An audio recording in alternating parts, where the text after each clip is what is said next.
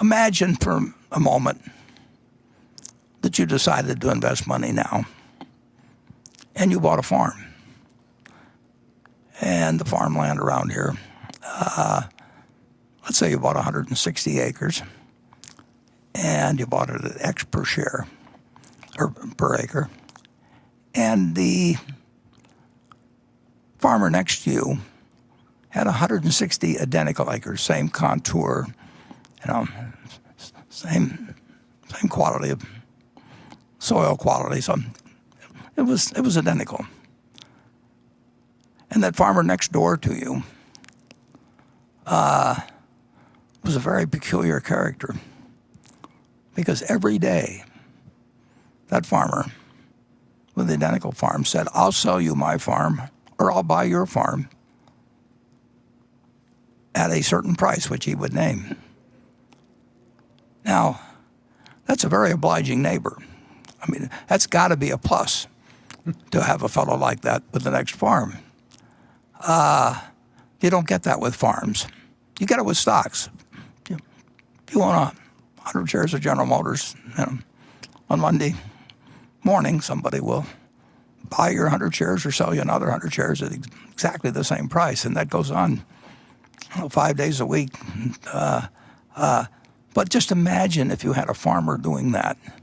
When you bought the farm, you looked to what the farm would produce. That was what went through your mind. You were saying to yourself, "I'm paying X dollars per acre. I think I'll get so many bushels of corn or soybeans on average. Some years good, some years bad. Some years the price will be good, some years the price will be bad, etc." But you think about the potential of the farm. And now you get this idiot that buys a farm next to you, and on top of that, he's sort of a manic depressive and drinks, maybe smokes a little pot. So his numbers just go all over the place. Now, the only thing you have to do is to remember that this guy next door is there to serve you and not to instruct you. You bought the farm because you thought the farm was had the potential. You don't really need a quote on it. If you bought in with John D. Rockefeller or Andrew Carnegie, and there were never any quotes. Well, there were quotes later on, but basically you bought into the business, and that's what you're doing when you buy stocks. But you get this added advantage that you do have this neighbor who you're not obliged to listen to at all, who is going to give you a price every day, and he's going to have his ups and downs, and maybe he'll name a silly price that he'll buy at, in which case you sell if you want to, or maybe he'll name a very low price and you'll buy his farm from him. But you don't have to, and you don't want to put yourself in a position to where you have to. So stocks have this enormous inherent advantage of people yelling out prices all the time to you. And many people turn that into a disadvantage. And of course, many people can profit in one way or another from telling you that they can tell you what this farmer's going to yell out tomorrow or next, your neighboring farmer's going to yell out tomorrow or next week or next month. There's huge money in it. So people tell you that it's important and they know, and that you should pay a lot of attention to their thoughts about what price changes should be, or you tell yourself that there should be this great difference. But the truth is, if you owned the businesses you liked prior to the virus arriving, it changes prices and it changes, but nobody's forcing you to sell. And if you really like the business and you like the management you're in with, and the business hasn't fundamentally changed, and I'll get to that a little when I report on Berkshire, which I will soon, I promise.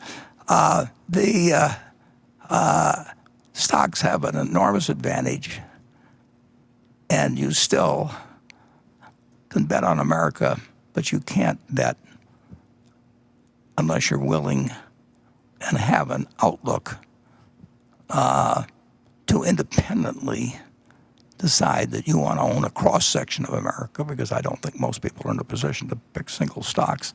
A few maybe, but on balance, I think people are much better off buying a cross-section of America and just forgetting about it.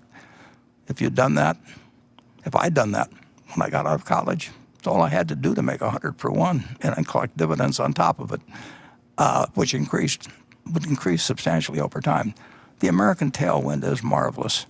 American business represents, and it's going to have interruptions, and you're not going to foresee the interruptions, and you do not want to get yourself in a position where those interruptions can affect you, either because you're leveraged or because you're psychologically unable to handle looking at a bunch of numbers. If you really had a farm and you had this neighbor, and one day he offered you $2,000 an acre, and the next day he offers you $1,200 an acre, and maybe the day after that he offers you $800 an acre, are you really going to feel that at $2,000 an acre, when you had evaluated what the farm would produce, are you going to let this guy drive you into thinking I better sell because his number keeps coming in lower all the time? It's a very, very, very important matter to bring the right psychological approach to owning common stocks. But I will tell you, if you bet on America and sustain that position for decades, you're going to do better than, in my view, far better than owning Treasury securities, or far better than following people who tell you that what the farmer's going to yell out next. There's huge amounts of money that people pay for advice